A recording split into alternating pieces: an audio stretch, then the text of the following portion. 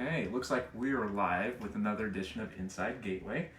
I have with me the lovely Beth Ringer, so the better half of John Ringer, who is at home, I believe, with your kiddos, so that you can come in and do this interview.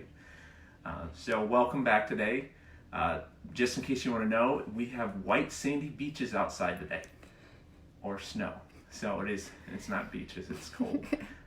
But Beth has been very willing, maybe been pushed a little bit by your husband to come in. Just a little bit. Okay.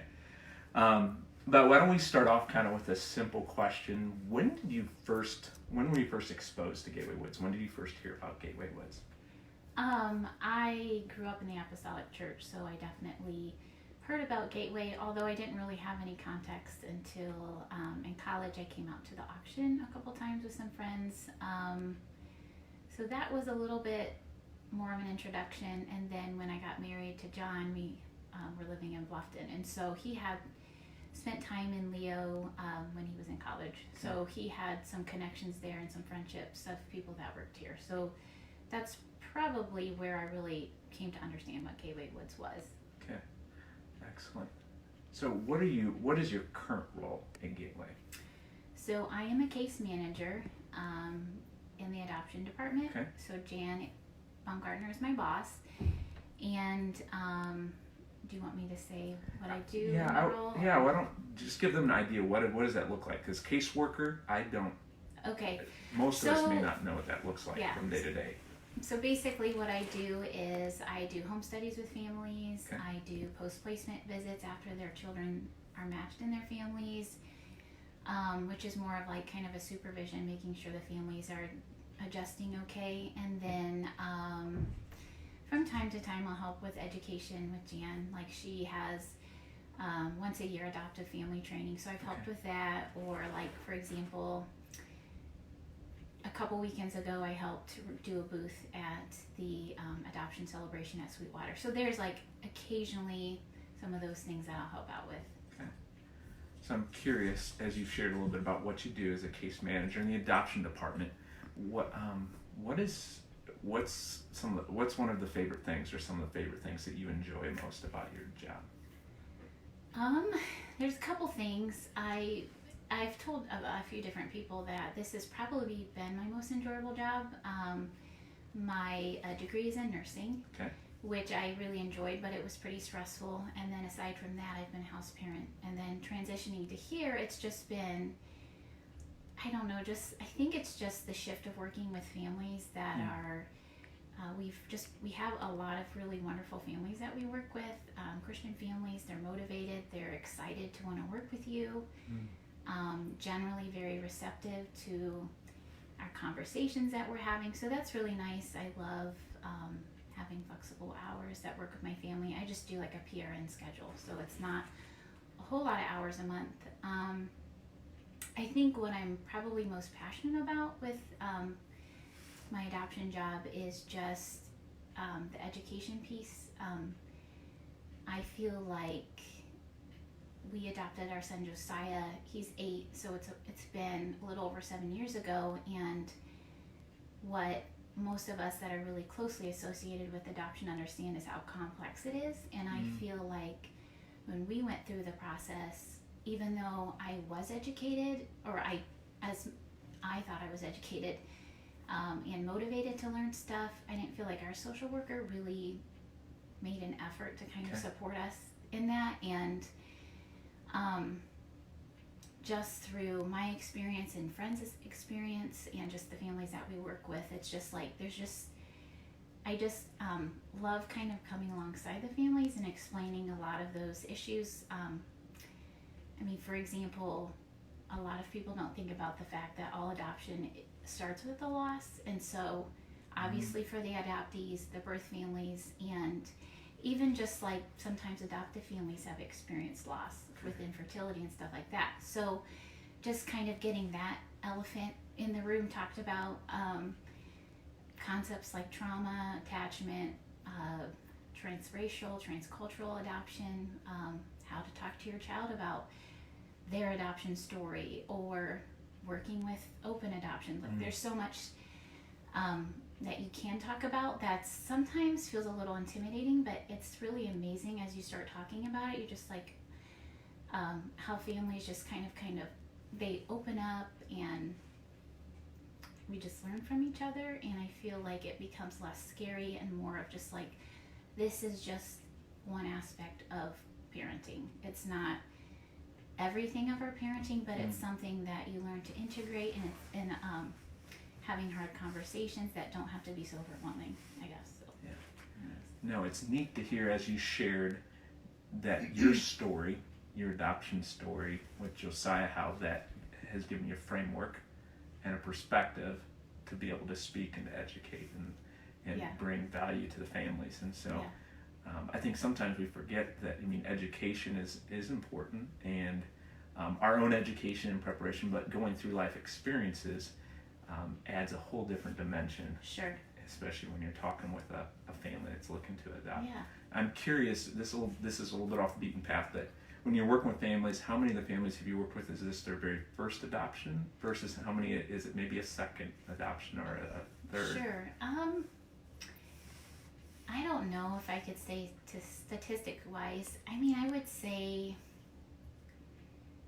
maybe 2/3 first and 1/3 it's their second. I don't know. That's just my limited experience. Yeah. But it is nice when, the education piece, it's always really interesting the second time around when I go back and talk to families, because it's like, it's one thing to read about it and learn about it, but then it's another, to live it is a lot different. And so their context going into it again is usually a lot different.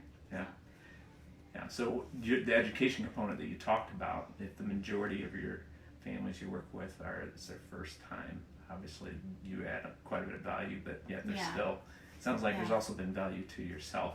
Sometimes for sure. learning from their experiences. Absolutely, because that's how, I just have a limited experience with ours. I will say, for us it was an international, transracial, transcultural adoption, and our son does have some special needs. So all of that knowledge has been very helpful to help others, but at the same time, a domestic, open adoption, those are things that I'm either, of course I'm reading about it, but I may be learning that more from friends or acquaintances or other families, or like Jan, and then of course Terry they've been working with families for a long time. Yeah. So they are great resources too. And Shanna as well has her own adoption experience with her kiddos. And so, again, just learning from others is so helpful. Yeah. I'm curious, I didn't ask this earlier, but how long have you been working in the adoption? Since 2017. Okay, so the last just a couple years. Yeah. Okay. I know November is National Adoption Month. Do you know what's the purpose, or why do we kind of celebrate national adoption, or how do you see that role, sure. that celebration and that awareness? Yeah. Well, I think so. There's two things I think at play. The National Adoption Month is, and there's actually a National Adoption Day coming up on the 20th, I believe. Okay. Where a lot of times the courts will do a lot of like domestic adoptions all in one day, which is kind of a cool celebration. Okay. But in National Adoption Awareness Month, from my understanding, is more, I think it started more for like foster, or like to raise awareness that foster kids need placed in families, adopted into families. But I feel like all of this has kind of morphed more into like raising awareness about adoption in general. Mm-hmm. Like the processes, why it's important, who needs adopted, kind of like a celebration for people. But I also feel like a lot of people look at it as an educating time for sharing stories about adoptees, birth families, adoptive families, and kind of all those nuanced things around that. So I feel like it's just kind of become just an opportunity for people that do know about adoption or have been affected by it to kind of share their experiences. Yeah. So. Yeah, and it's neat that we have that platform and we have the opportunity to share experiences, share personal experiences, and create that awareness of the need that is out there. So I know I personally am not adopted, but I've had a number of siblings in my family that have, and have seen their stories and watched, and our families our extended families are totally different in such a positive way because of those additions. And so it is really neat. What has God taught you since being at Gateway? So you can go back to your house parent time, or you can go to your adoption time, or Sure. whichever one. But what's something that God has taught you since your time at Gateway? This is just, there's a lot. I guess the one thing I did think that, especially as a house parent, but I also see this with families adopting as well too. I think just the concept that people aren't projects, and that there's not like you put A plus B, it's going to equal C, and kind of it's like I feel like most of us kind of understand that, like, we love God, and He, the Spirit working in us motivates us to love others. John and I would always say that if people are a reflection of God, they're worthy of love and respect. So just kind of that concept, and not holding those expectations like, I'm doing this for you, you do this. Just like those unconditional love pieces, that love is complex, takes work sometimes. And that's not just with house parenting. I see it too with families that are maybe struggling to bond with a child, or a child that's struggling with their identity, those types of things that can feel confusing. And so just kind of taking a step back and seeing the bigger picture of God's hand in it, instead of just placing all of that pressure on us, or even just trying to take credit for things that we really can't take credit for, I guess. Yeah, I love those thoughts that you shared, because it is a good reminder that as believers and as Christians, that we are called to reflect God's love and to show it and let it live through us as the Spirit lives in us, and to love others. And showing that unconditional love is sometimes challenging.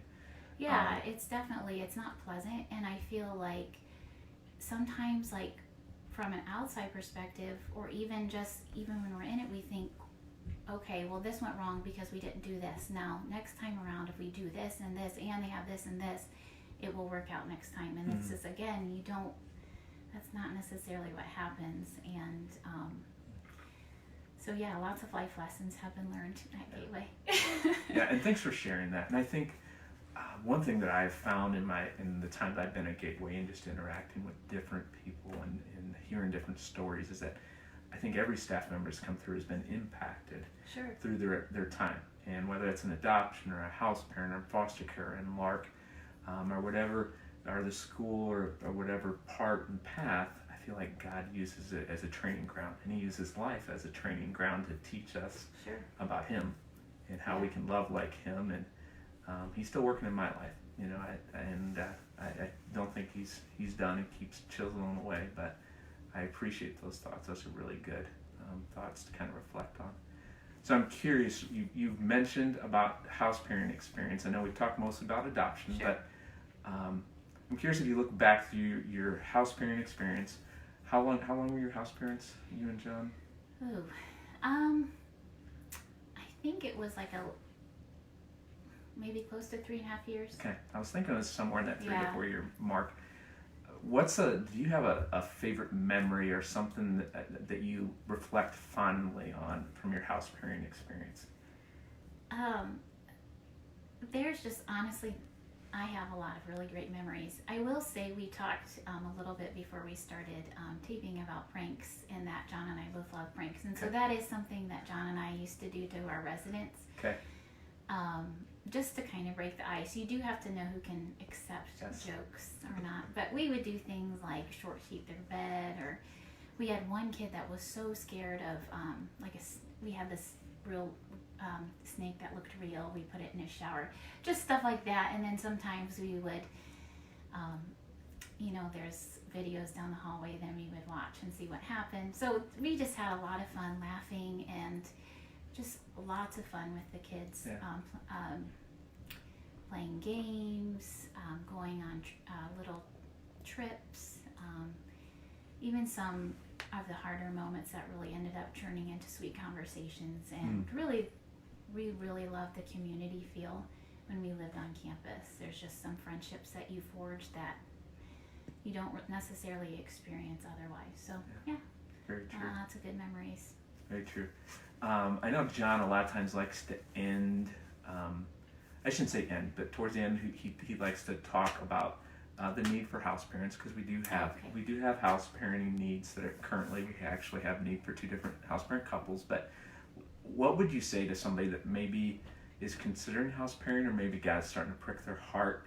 How would you speak to someone who's wrestling through that? I know we each kind of have our different stories, but sure. what are kind of some of your thoughts if you're going to speak to somebody who is kind of feeling a prick of God's call to explore house parenting?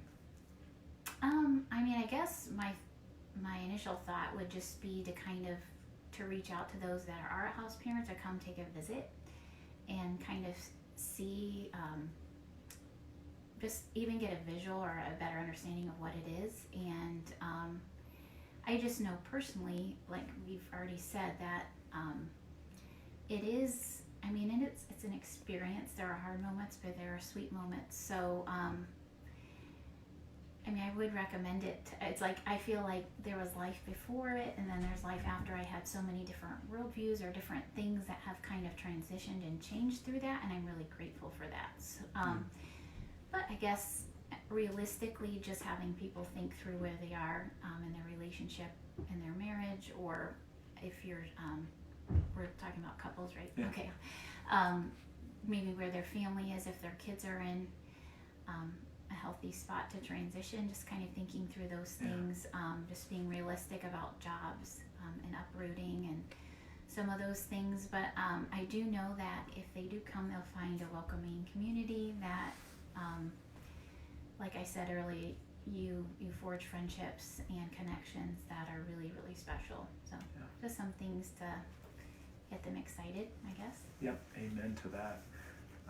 Well, Beth, I've enjoyed talking with you this time, but I know sometimes we get people that chime in and ask us questions online. Emily, do you have any questions that have come in since we've begun speaking?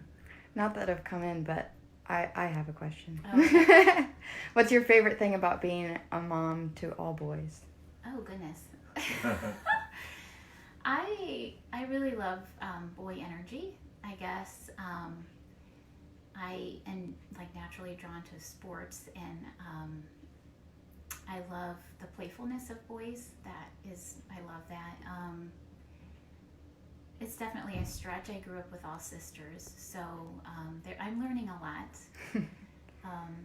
But I guess I can't think of anything specific except for it's just really sweet. And John, I feel like, has done such a great job of just showing a great example of what being a godly man, or just he's such a fun, playful dad, hands-on as well too. But I feel like they're lucky that they have such a great dad to look up to, and I love how they've started to kind of he'll give me compliments, and now on their own they'll be like, "You look so beautiful." It's really, really sweet how they've just embraced some of those things, and yeah, it's really fun. That's awesome. Thanks. Fantastic. Any other questions before we go into sign-off mode? Nope. So, well, Beth, I really enjoyed talking with you. Okay. So I've appreciated your willingness. You've done fantastic. Maybe we need to have a new interviewer. John, let your wife do it for a few times. She's done wonderful. So, but yeah, thank you for the time. Really appreciate it. Until next week, we're going to be signing off here from a little bit blizzardly cold weather in Leo. Thank you.